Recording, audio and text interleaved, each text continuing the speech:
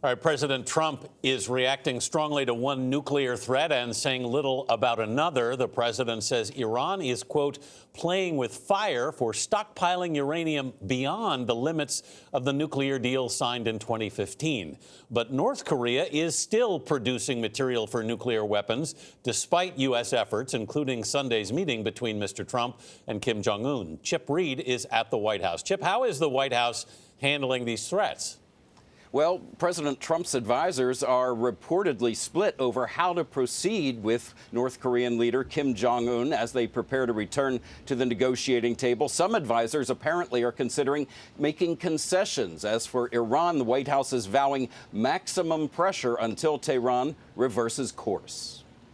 You can't let Iran have a nuclear weapon, and you can't let certain other countries have nuclear weapons. Too devastating. In a new interview, President Trump continued to push for talks with Iran, even though Tehran has said it is not ready to talk until sanctions are lifted. Hopefully, at some point, they'll come back and they'll say, we're going to make a deal. We'll see what happens. The president's comments come as Iran increased its stockpile of enriched uranium, which was restricted under the agreement Mr. Trump left in 2018. The White House released a statement yesterday vowing maximum pressure against the regime, but Iran's foreign minister mocked the White House's assertion that even before the deal's existence, Iran was violating its terms, writing on Twitter, "Seriously?"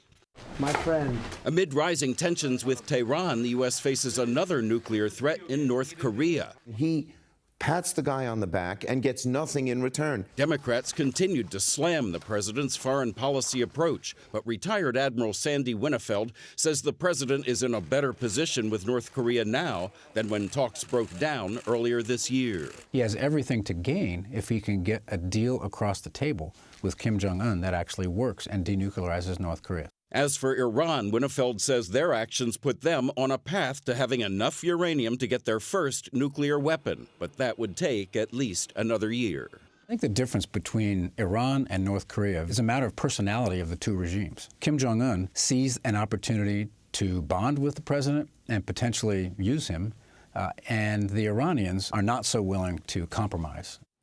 Winnefeld also says the Trump administration needs to be very careful not to provoke open conflict with Iran. As for the possibility of a U.S. military attack on Tehran, the president said in his Fox News interview, quote, "Hopefully we don't have to do anything." Gayle? All right, Chip, thank you very much.